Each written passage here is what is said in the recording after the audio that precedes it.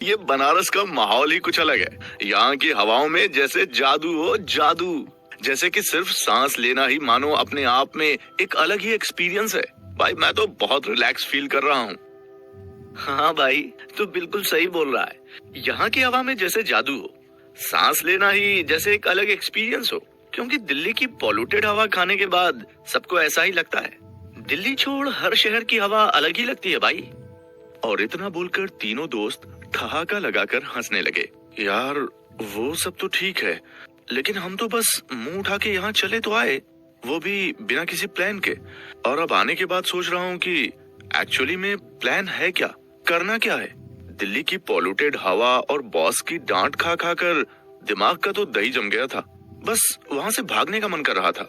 सिर्फ बॉस की डांट और दिल्ली की हवा की वजह से, या फिर हम अपनी लाइफ से भी भागने के लिए यहाँ आना चाहते थे। ऐसा लग रहा है जैसे लाइफ में किसी ने पॉज बटन दबा दिया हो और रिमोट कहीं छुपा दिया हो। So frustrating man. अरे यार, तुम लोग फिर वही घिसी पीटी पुरानी बातें लेकर बैठ गए।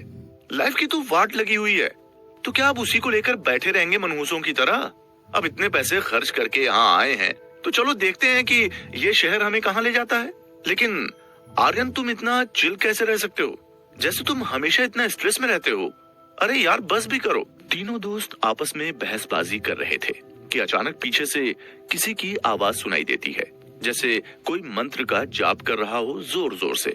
तीनों दोस्त वो आवाज सुनकर चुप हो गए और पीछे मुड़कर देखा तो पाया कि सफेद धोती में एक साधु बाबा घाट के किनारे आसन लगाकर बैठे थे और आंख बंद करके जैसे मेडिटेशन कर रहे थे।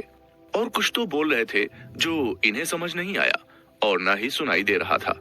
तो उन्होंने डिसाइड किया कि वो उस साधु बाबा के पास जाके सुनेंगे कि वो आखिर बोल क्या रहे हैं और किसको सुना रहे हैं। क्योंकि सामने या दूर दूर तक कोई आदमी दिखाई नहीं दे रहा था। वो उस साधु के पास गए तो ये सुना। काला पचती भूतानी काला सहर्ते प्रजा काला सुप्तेषु जागर्ति कालो ही दूरती क्रमा।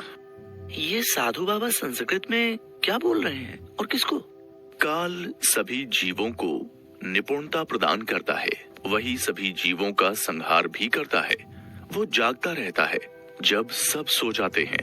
काल को कोई जीत नहीं सकता। मतलब time perfects all living beings as well as kills them. It alone is awake when all others asleep. Time is invincible. Rest upon truth. साधु बाबा ने आंख बंद रखकर मुस्कुराते हुए एक श्लोक बोला। लगता है तुम तीनों कहीं भटक गए हो, कुछ ढूंढ रहे हो, शायद अपने सवालों के जवाब और खुद को भी। क्यों? नहीं तो आप ऐसा क्यों बोल रहे हैं बाबा? हम तो सिर्फ बनारस घूमने आए हैं और आप ये संस्कृत में क्या श्लोक बोल रहे थे और किसे? यहाँ तो कोई भी नहीं दिख रहा है हमारे अलावा। जी बाबा। मैं तो हमेशा ही ज्ञान बांटने का काम करता हूँ और जिसे इस ज्ञान की आवश्यकता होती है वो खुद ही यहाँ चला आता है, जैसे कि तुम तीनों। और आज तो मैं इस वातावरण में चाणक्य नीति का ज्ञान खोल रहा हूँ और ये श्लोक भी उन्हीं का है। वैसे तुम लोग बहुत लकी हो बच्चों, क्योंकि शायद तुम्हें अपनी लाइफ में चाणक्य नीति की बहुत जरूरत है। वैसे भी मन के सवाल हमें जवाब तक पहुंचा ही देते हैं। तो आओ बैठो और तैयार हो जाओ अपनी जिंदगी को बेहतर बनाने के लिए चाणक्य के ज्ञान के साथ। राज, सिद्धार्थ और आर्यन अभी भी काफी कंफ्यूज्ड थे, लेकिन मन में जैसे कुछ नया जानने की उम्मीद जाग गई हो और वो तीनों उस साधु के पास बैठ गए चाणक्य की नीति सुनने के लिए। बाबा, आपने अभी कहा कि हम तीनों को चाणक्य नीति की, उनकी विजडम की जरूरत है अपनी लाइफ में। इससे आपका क्या मतलब था? और ये चाणक्य नीति है क्या आखिर? वैसे हमने चाणक्य के बारे में सुना तो है, लेकिन कभी पढ़ा नहीं, क्योंकि काम से कभी फुर्सत ही नहीं मिलती। और जब मिलती है तो हम पार्टी करते रहते हैं या फिर घूमने फिरने चले जाते हैं। रिलैक्स करने के लिए तो ऐसा कुछ पहली बार सुन रहे हैं। साधु बाबा के लिए ऐसा सुनना कुछ नया नहीं था, बल्कि ये तो वो अक्सर ही सुना करते थे। बच्चों, मैंने अपनी पूरी जिंदगी काशी में बिताई है, यहीं इसी घाट पर। तो मेरे लिए ये कोई आश्चर्य की बात नहीं है। तुम जैसे ना जाने कई लोग, खासकर जवान लोग, यहाँ भटकते हुए आते हैं और लाइफ का मतलब ढूंढते रहते हैं। इसीलिए मैं हर रोज यहाँ ज्ञान बांटा करता हूँ, और जिस दिन जिसे जिस ज्ञान की जरूरत होती है वो खुद ब खुद यहाँ चला आता है।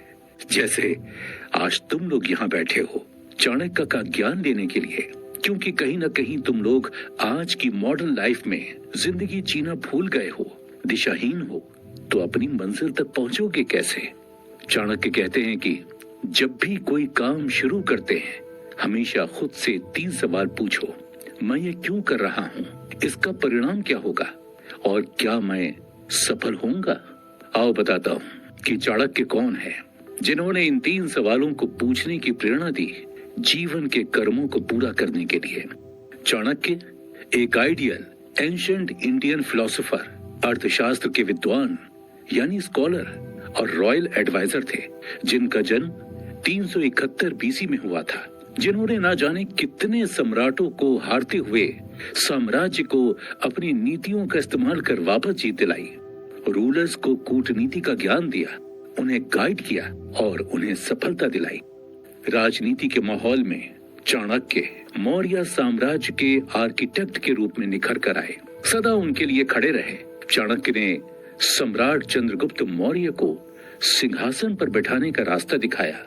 चाणक्य के ग्रंथ अर्थशास्त्र, राजनीति के दांव पेच, इकोनॉमिक्स और मिलिट्री स्ट्रेटेजीज पे काफी गहरी रोशनी डालता है, जिससे हमें भी लाइफ में बहुत कुछ सीखने को मिलता है। चाणक्य का विजन केवल राजनीति तक ही सीमित नहीं था, बल्कि इसके बियॉन्ड था। उन्होंने दुनिया में पर्सनल डिसिप्लिन और राइट प्रैक्टिसेस के इम्पोर्टेंस को समझा, जो उन्होंने अपनी नीतियों के रूप में कलेक्ट किया और दुनिया को गिफ्ट कर दिया, जिसमें हमें ह्यूमन बिहेवियर, एथिक्स और लीडरशिप के बारे में काफी इंटरेस्टिंग और इम्पोर्टेंट इंसाइट्स मिलती हैं, जो कि यकीनन लाइफ जीने के लिए बहुत ही यूजफुल और क्रूशियल है। आर्यन, सिद्धार्थ और राज ने बहुत ही ध्यान से साधु बाबा की बात सुनी और फिर आर्यन ने जमीन पे रखी किताब चाणक्य की नीति की तरफ इशारा करते हुए पूछा, आपकी बात सुनकर इतना तो हम समझ गए कि ये चाणक्य किसी लेजेंड से कम नहीं थे और इनकी नीतियों का यूज करके कोई भी वकील अपना केस नहीं हारेगा। लेकिन इनकी नीतियों का हमारी नॉर्मल लाइफ में क्या यूजेस? हमें कौन सा कहीं जाके कोई एम्पायर जीतना है जो हमें इन स्ट्रेटेजीज की जरूरत पड़ेगी? हमें तो अपने 9 to 5 जॉब के प्रेशर और क्रेडिट कार्ड की ईएमआई से फुर्सत ही नहीं मिलती है बाबा। फिर ये सब का क्या मतलब हमारी लाइफ से? बच्चों, तुम लोग मुझे साधु इसलिए कह रहे हो क्योंकि मैं धोती पहनकर बैठा हूँ, दाढ़ी मूछे हैं, कुछ श्लोक बोल रहा हूँ और तुम्हें ज्ञान दे रहा हूँ। लेकिन क्या तुम लोगों ने ये सोचा या पूछा कि मेरी क्वालिफिकेशन क्या है, या मैं पढ़ा लिखा हूँ भी या नहीं? नहीं ना। मैं यहाँ एक कॉलेज में प्रोफेसर हुआ करता था और मुझे पढ़ना भी काफी पसंद है। मैं बचपन से अपने पिताजी के साथ इस घाट पर आया करता था और इस घाट ने मुझे बहुत कुछ सिखाया है लाइफ में। मेरे पिताजी पंडित थे, पूजा किया करते थे और मैं यहाँ गंगा आरती देखा करता था। अब पिताजी तो नहीं रहे, लेकिन हाँ, अपनी लेगेसी छोड़ गए हैं। मैंने उनके जाने के बाद खुद से पूछा क्यों?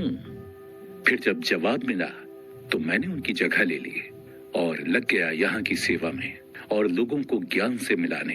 और पता नहीं कब भक्ति और ज्ञान के इस मेल ने मुझे अज्ञानी से ज्ञानी में बदल दिया। तो कहने का अर्थ है कि चाणक्य के उन 3 सवालों को याद करो जो मैंने शुरुआत में बताए थे और फिर खुद डिसाइड करो कि क्या चाणक्य की नीतियों की जरूरत तुम्हें तुम्हारे जीवन में है या नहीं। तीनों ने साधु की इस बात पर गौर करते हुए एक दूसरे की तरफ देखा और थोड़ी देर के साइलेंस के बाद साधु की तरफ देखकर बोले, शायद आप ठीक बोल रहे हैं, क्योंकि कहीं ना कहीं हम तो खुद से ही भाग रहे हैं, परेशान हैं अपनी लाइफ में, जैसे कोई प्लानिंग ही नहीं है कि आखिर करना क्या है आगे। बस जब चांस मिलता है प्रॉब्लम से भाग जाते हैं। मैंने तो अपनी लाइफ में इस क्यों के बारे में सोचा भी नहीं कभी। एग्जैक्टली, आई थिंक हमें अपने लाइफ के लिए रोड मैप चाहिए। एक व्यक्ति को जिंदगी में कुछ करना हो तो उसे ये देखना चाहिए कि मैं ये क्यों कर रहा हूँ।